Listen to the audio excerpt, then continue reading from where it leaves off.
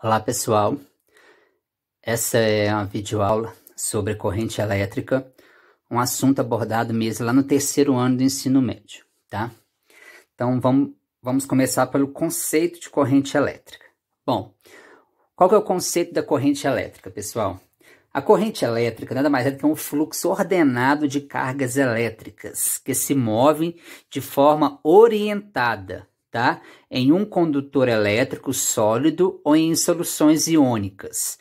É uma grandeza fundamental na física, pois sem corrente elétrica não seria possível, por exemplo, fazer funcionar qualquer aparelho elétrico ou eletroeletrônico. Então vamos lá. Como que funciona esse movimento ordenado dos elétrons? A gente já estudou que quando você tem um corpo eletrizado, os elétrons que ficam lá dentro dele, né, ficam ao redor dele, no caso, dentro dele foi um fio condutor, esses elétrons eles ficam movimentando de forma desordenada, cada um para um lado.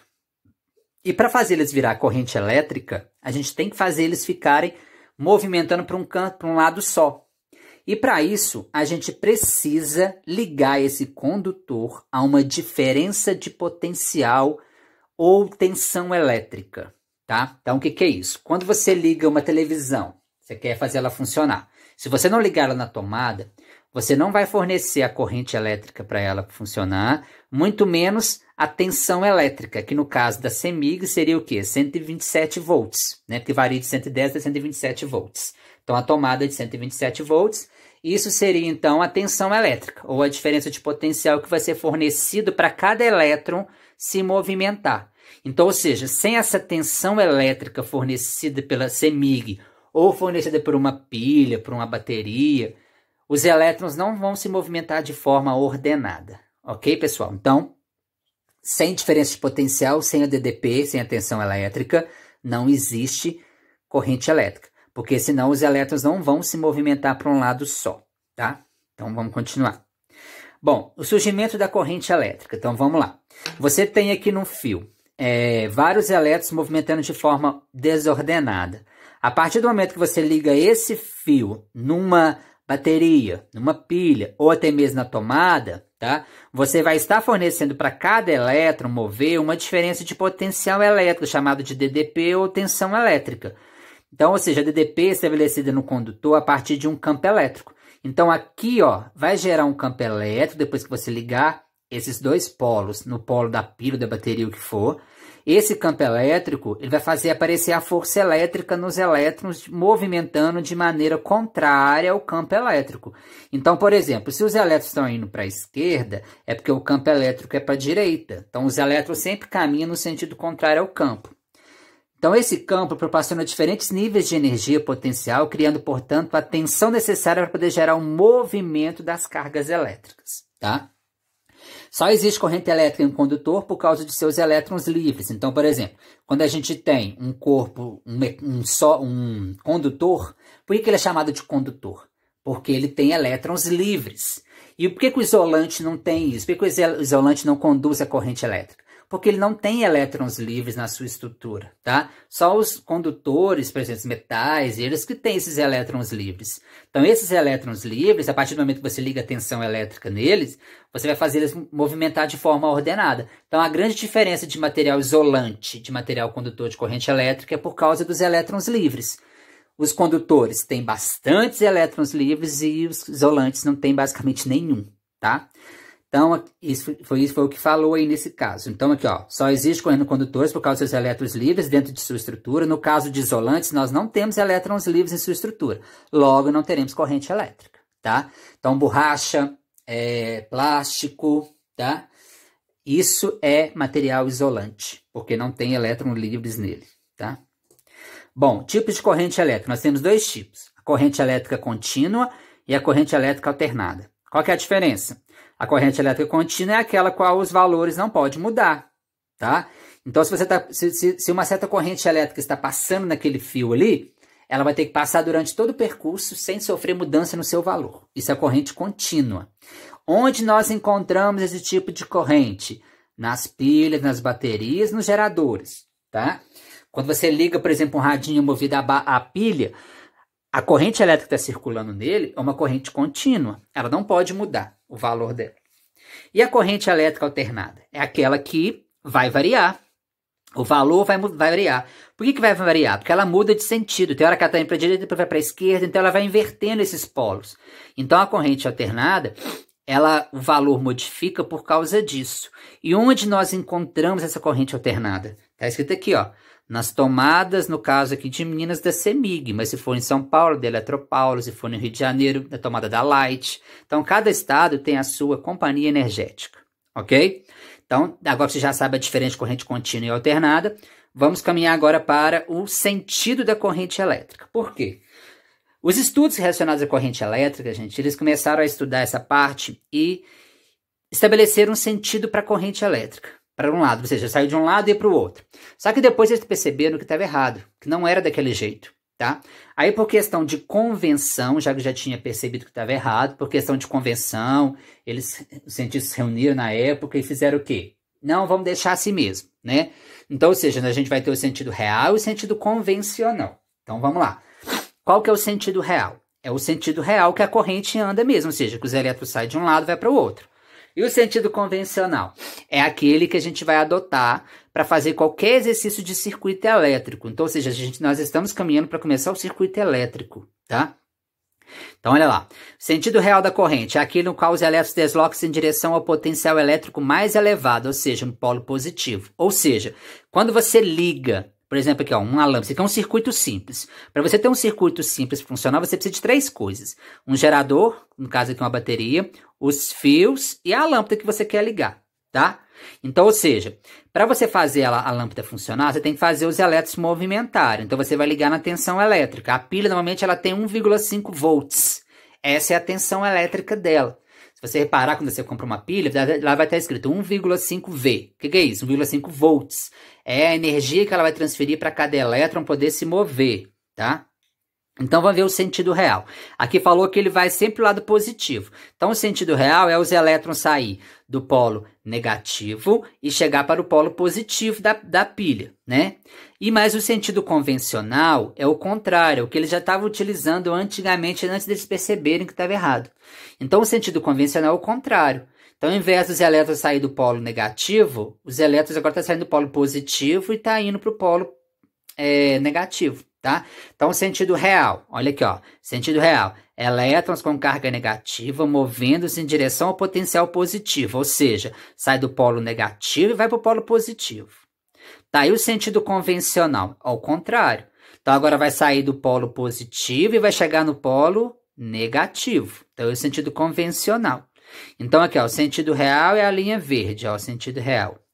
Então, ou seja, aqui é o polo negativo, porque a corrente está vindo aqui em sentido real, ó. Fez a lâmpada funcionar e voltou para o polo positivo. Tá. E o sentido convencional? Sai do polo positivo, a corrente, e vem para o polo negativo. Aí você vai falar assim, mas qual que a gente vai adotar na hora de fazer circuito elétrico? Nós vamos adotar o sentido convencional, gente. Os elétrons como se fossem os prótons saindo do polo positivo e chegando no polo negativo, tá? Só que lembrando que prótons não movimenta. Corrente elétrica é o movimento dos elétrons, não o movimento de prótons, tá? Então, sentido convencional que vamos usar. Saindo do polo positivo e chegando no polo negativo. Bom, agora você já sabe os dois sentidos que a gente tem da corrente aí, qual que a gente vai usar. Vamos caminhar agora. Como que a gente faz para calcular a corrente elétrica que passou por um aparelho, por uma televisão, por um aparelho de som? É fácil. É só você saber qual é a carga, quantos coulombs que passou pelo fio e dividir pelo intervalo de tempo que você delimitou. Então, o I significa corrente elétrica. Corrente elétrica é igual a carga dividido pelo tempo. Ou então, I é igual a N vezes E, porque para você descobrir a carga, a gente aprendeu lá na eletrização, que é N vezes o E. Número de elétrons vezes a partícula elementar, que é 1,6 vezes 10 a menos 19. E dividir pelo tempo. Então, você tenta essas duas equações para você achar a corrente, vai depender do exercício. O que ele vai te dar, para você saber qual que vai usar. Então, o I é a carga, o I é a corrente. Normalmente, a corrente ela é dada na unidade Sistema Internacional de Medidas em amperes, tá? Em homenagem ao cientista francês que descobriu isso aí, tá? Então, o ampere a gente representa por letra A maiúscula. O Q é a carga, que normalmente é coulomb, a gente já sabe, e o tempo é segundos. O Q igual a N vezes E, o N é o número de elétrons, o E é a partícula fundamental, que você já sabe que é 1,6 vezes 10 a menos 19 coulombs, você já estudou isso aí, tá? Bom, continuando então, Corrente alternada. Como é que a gente trabalha com a corrente alternada? Por quê? Essas fórmulas que eu te mostrei ali, você só pode usar aquela fórmula para calcular a corrente quando for corrente contínua. Se for corrente alternada, você não pode usar aquelas fórmulas. Então, a gente tem que trabalhar com gráficos. Nesse caso, a gente pode trabalhar com outro artifício matemático mais avançado. Só que você vai aprender isso só no curso superior, quem for fazer alguma área de exatas, tá? Alguma engenharia. Caso contrário, a gente vai ter que trabalhar com a área do gráfico. Então, aqui, ó, o gráfico mostra uma corrente pelo tempo. A gente mostra que a corrente foi diminuindo à medida que o tempo foi passando.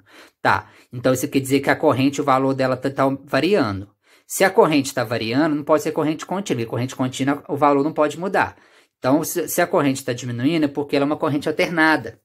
Então, como que a gente vai descobrir a carga que passou por esse fio? Quantos coulombs passou por esse fio? Você vai fazer a área do gráfico. Como isso aqui formou um triângulo, você vai fazer a área do triângulo. Como é que calcula a área do triângulo? Base vezes a altura sobre 2. Aí a base vai ser o valor que tiver aqui embaixo, a altura, e divide por 2, você vai achar quem? O ΔQ. Outro gráfico que pode aparecer, uma outra figura geométrica. Ó. Um I, corrente elétrica versus tempo. Então aqui mostra que a corrente foi aumentando à medida que o tempo foi passando. Que figura geométrica é essa? É um trapézio. Então, para você calcular a carga que passou por esse fio aí, para poder gerar essa corrente elétrica, você vai ter que fazer a área do trapézio, que é base maior, Bzão, né? Mais Bzinho, base menor, vezes a altura, e dividir por 2. Aí você vai calcular quanto de carga que passou por aí. Bom, choques elétricos. Cuidado, tem muita gente que fala assim, nossa, eu tomei um choque de 220 volts. Errado. O volts, que é a voltagem, não te dá choque. O que dá choque é corrente, é amperagem. Tá? Então, o que dá choque é a passagem da corrente elétrica pelo nosso corpo, não tem nada a ver com a voltagem. Então, você não toma choque por causa da voltagem, você toma choque por causa da corrente elétrica, tá? Então, muita gente confunde isso aí, tá? Bom, vamos lá. Nós temos alguns choques elétricos aqui, algumas características que a gente tem que observar, tá? Primeiro, porque ocorre o choque? Porque você encostou num objeto que está eletrizado. Tá? Então, essa sensação, a passagem da corrente elétrica pelo seu corpo vai dar essa sensação de formigamento, tá? E para que exista, então, essa diferença, para que exista essa passagem da corrente elétrica, é necessário que haja diferença de potencial. É aquela mesma situação. Por que o passarinho não toma choque quando ele posa no fio? Porque ele posa apenas em um fio. E se ele posasse em dois, com um pé num fio e um pé no outro? Ia existir uma diferença de potencial ali naquela região? Ia haver passagem de corrente elétrica de um fio para o outro, ou através das pernas do passarinho? Ou seja, ele toma um choque? Sim. Então, cuidado, quando você está soltando papagaio, quando o papagaio enrola no fio, quando você sai puxando, é perigoso você encostar um fio com o outro. Isso vai causar uma diferença de potencial e vai passar corrente elétrica de um fio para o outro, porque nem todos os fios que da rede elétrica têm corrente elétrica, tem um fio neutro, né, gente? Fio neutro é aquele que não passa corrente elétrica, justamente para ter a diferença de potencial. Então, na sua tomada de 110 volts, por quê? Porque você tem um fio 0 volts, que é o neutro, e um fio eletrizado, energizado, que vai ser o 110 volts ou o menos 110 volts, tanto faz, tá? Então, é assim que funciona. Então, a passagem da corrente elétrica pelo seu corpo, tá, gera esse choque elétrico, tá? Só que esse choque elétrico vai depender da resistência que o seu corpo tem. Nós temos uma resistência a tomar choque. Então, tem gente que com um choquinho pequenininho pode morrer. Tem gente que não faz efeito nenhum, tá? Então, isso vai depender da resistência elétrica que cada corpo possui, tá? E isso vai depender também da sua pele, se a sua pele está molhada ou não. Porque quando você toma choque com o corpo molhado, é muito mais perigoso do que você tomar um choque com o corpo seco, porque o corpo molhado vai intensificar essa passagem da corrente elétrica, vai aumentar a amperagem. Isso vai gerar uma corrente bem mais alta e isso pode causar danos, né, mais graves aí. Então, aqui, ó, devemos perceber que os danos que são causados pelo choque são mais relacionados com a corrente elétrica do que com a voltagem, não tem nada a ver. Só que tem uma coisa em relação, o seguinte, gente, você tomando um choque de uma tomada de 110 volts é diferente de uma tomada de 220 volts. Por quê? Na tomada de 110 volts passa uma corrente elétrica maior do que a tomada de 110 volts, passa uma corrente elétrica menor do que a de 220. Então, o pessoal fala assim, um choque elétrico da tomada de 220 é mais perigoso. Porque a quantidade de corrente elétrica que passa nessa tomada é muito maior do que a de 110 volts. Mas não é, você não tomou choque por causa de 110 volts. Você tomou choque porque na tomada de 220 volts, a quantidade de corrente elétrica que passa ali é muito maior, tá? Bom, continuando. Então, danos causados, né? Quando uma corrente elétrica passa por um corpo, pode sentir os seguintes efeitos, ó. Formigamento, dores, espasmos musculares, contrações musculares, alteração nos batimentos cardíacos, parada respiratória, queimaduras e morte, tá? Os danos são provenientes do fato do movimento dos músculos e as transmissões de sinais nervosos ocorrem pela passagem de pequenas correntes elétricas, tá? Então, tem gente que toma um choque e fica agarrada no fio. Por quê? Porque ela perde essa contração muscular da mão. Então, ela não consegue se soltar do fio. Então, ela fica ali tomando choque, tá? Aí, você não pode ir lá agarrar na pessoa, não. Você tem que ir lá pegar, por exemplo, um cabo de vassoura, né, que é feito de madeira isolante. Você vai lá e bate no fio que a pessoa consegue soltar o fio para de tomar choque. Você não pode encostar nela. Então, você vai tomar choque também, tá? Outra coisa também, tem que ver como é que vai passar essa corrente elétrica. Porque se a corrente elétrica entra de um lado do seu corpo e ela não passa pelo coração, então ela é menos fatal. Agora, se caso a corrente elétrica entrou por um lado do seu corpo e passou pelo coração e saiu lá embaixo no pé, pode acontecer de dar uma parada respiratória aí, uma parada cardíaca, tá, gente? Então é perigoso. Aí aqui tem uns valores aproximados, não é sempre assim. O que significa isso aqui, ó? 1 mA ou 10 mA, ou seja, se você tomar um choque de 1 mA até 10 mA, você vai sentir apenas um formigamento. 10 mA a 20 mA, você vai sentir dor e forte formigamento. 20 mA a 100 mA, já vai causar convulsões e parada respiratória. De 100 mA a 200 mA, fibrilação.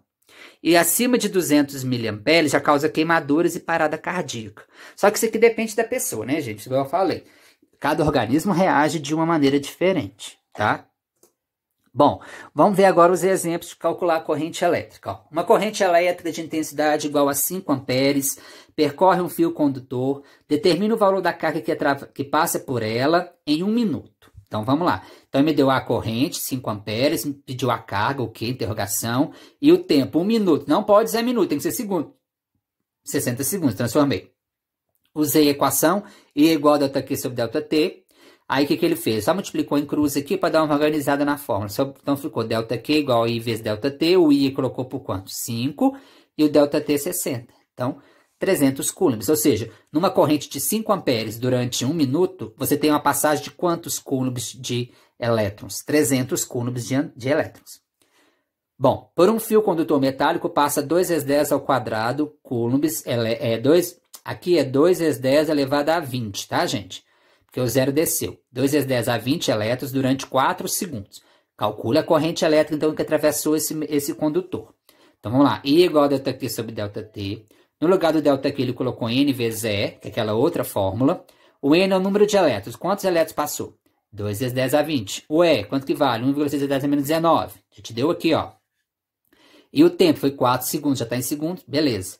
Aí aqui você vai multiplicar 2 vezes 1,6, 3,2. Conserva a base, soma os expoentes. 20 com menos 19 dá 1. Essa divisão vai dar 8. Aí ele tirou aqui, jogou a vírgula para cá para ficar 32 para sumir com 10 a 1. Então, jogou a vírgula para cá, para a direita. Ficou 32. 32 por 4, 8 amperes. Essa é a corrente que atravessou em 4 segundos com esse número de elétrons aí. Bom, uma corrente elétrica tem intensidade de 8 amperes. Ela percorre um condutor metálico. A carga elementar vale esse valor, a gente já conhece. Determina o tipo e o número de partículas carregadas que atravessam esse condutor. Lógico que o tipo de partícula só pode ser elétrons, prótons no caminho. Então, vamos lá. I é igual a ΔQ sobre ΔT. Então, ele me deu o I, que é 8 amperes. Então, no lugar do I, eu coloquei 8. ΔQ está aqui. O tempo ele falou que por segundo. Tá vendo aqui, ó? Desse condutor por segundo. Então, aqui o tempo é 1 segundo. Multiplicou em cruz. Então, carga de 8 coulombs. Tá, só que ele pediu o número de elétrons. Então, vamos lá. ΔQ igual a N vezes E. Aí, ele deu uma organizada no N. Aí, ficou N é igual a ΔQ, que a gente acabou de calcular ali, ó. 8, tá? E o E é esse valor aqui, ó. Dividir no 8 por 1,6 dá 5. Aí agora a gente pega essa notação científica e joga ela para o andar de cima. Aí só que troca o sinal de menos, vai virar mais, ó, o expoente. Então 5 vezes 10 é 19 elétrons, não é prótons, porque prótons não anda. Corrente elétrica é caminho de elétrons, não é caminho de prótons. Bom, um carregador de baterias aqui, o que ele mostra pra gente? Quanto tempo esse carregador levará para preencher totalmente a carga de uma bateria nova, completamente descarregada de capacidade 7.000 mAh. Então vamos lá.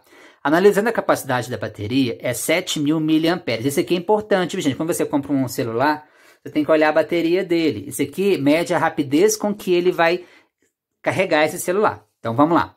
Então, o mili vale 10 a menos 3, o amperes, que é a corrente, a gente já sabe, e a hora é 1 hora, que corresponde a 3.600 segundos. Tem que ser segundos, não pode hora. Então, lá, traduzindo, ó, 7.000, o mili 10 a menos 3, o A, que é o coulombs por segundo, e a hora passou para segundos, 3.600 segundos. Ou seja, para receber essa carga, ela tem que receber uma quantidade de coulombs de 25.200 coulombs. Então, ou seja, para que a bateria seja recarregada, são necessários 25.500 coulombs de carga. Sabendo que a saída do carregador flui 2 amperes, ou seja, aqui, ó, a saída do carregador só deixa passar 2 amperes, temos um total de 2 coulombs por segundo. Lógico, se é 2 amperes, é 2 coulombs por segundo. Assim, então, são necessários 12.600 segundos para poder carregar a carga total. Por quê, gente? Olha só. 25.500, ele dividiu por 2, deu mais ou menos 12.600 segundos para 1 segundo. Então, ou seja, 12.600 coulombs, né? Coulombs por segundo por hora, que é 3.600 segundos. Ou seja, quanto tempo vai gastar para esse celular carregar a bateria dele, ó? 3,5 amperes. Isso porque ele só deixa entrar lá, ó, na saída lá, 2 amperes. Se passasse mais, esse tempo seria reduzido, tá? Ia carregar o celular muito mais rápido. Bom, continuando. Agora aqui de gráfico, vamos lá, ó. Um gráfico da corrente versus tempo. Então, a corrente aqui é alternada, que a corrente aumentou de 0 para 5, depois ela ficou contínua, depois ela diminuiu, alternada de novo. Se você olhar toda a figura, esse aqui é um trapézio, gente. Então, qual é a carga elétrica que passou pelo fio durante os 8 segundos? Que é igual à área do trapézio, que é a base maior mais base menor vezes a altura sobre 2. A base maior, 8. Base menor é aqui em cima, é a diferença de 6 com 2, que é 4. E a altura do trapézio é 5, gente. Então, 5, ó. Resolvendo essa matemática, 30 coulombs. Então, a letra A já foi. Letra B. Qual é a corrente média que fluiu por esse fio condutor? Então, você joga na fórmula. O I igual a Q sobre delta T. O I já tem a carga, que é 30. O tempo é 8 segundos, tira do gráfico. 3,75 amperes. Essa é a corrente que passou pelo fio durante 8 segundos, tá? Espero ter ajudado vocês a resolver as atividades do PET, tá? Até a próxima, pessoal!